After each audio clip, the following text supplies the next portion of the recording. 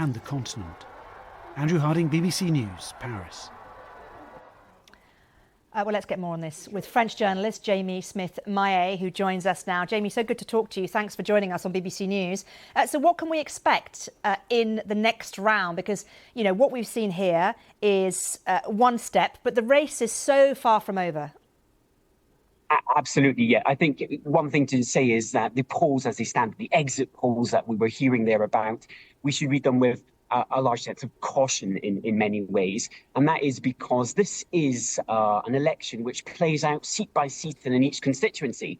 And quite different to the UK in any case, is that the majority system is, as you were saying, over 2 rounds. So this runoff next week, next Sunday, really could change things and change the picture. We were hearing there as well this call for the so-called Republican vote. And that is basically parties kind of coming together in some shape or form to go against the far right. Well, asking electors in any case to do that. The question is, will electors go to the polls and follow this advice? And will they? Well, it is tricky to say. I would say one clear piece of advice that has been given from the new bloc on the left, so that's the New Popular Front, is they said quite early on yesterday that in seats where they have candidates who come third, these candidates would stand down, meaning basically inciting these voters to support the centrist Macron's ensemble group. However, the message has not been so clear from Macron's party himself. We've seen there this sort of a coalition alliance, but yet to be seen absolutely whether, in the opposite case, if they're third, whether those candidates will stand down. So there's a lot really at stake here.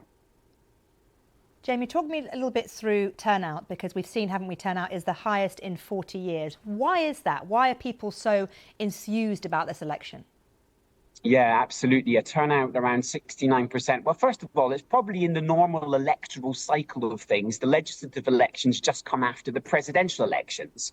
So in some ways, traditionally what happens is people go to the polls, they vote for the president, which is in many ways symbolic. And actually the legislative elections where the cabinet, the government is formed, the voting turnout just sort of drops away. So there's that's at play here, because they are quite separate from the presidential elections. The next one is in 2027. Macron has said he will stand his ground and stay there through for the remaining 3 years.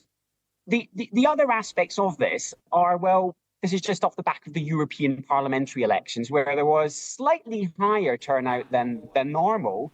And I think there is kind of a movement as well. There was shock at this announcement in France. I was in Emmanuel Macron's headquarters the night of the European parliamentary elections, and even in his own party, there was clear shock and surprise. So I think this level of surprise as well has perhaps triggered the nation into, one way or another, going to the polls much at a much higher level than they have done in the last 4 decades.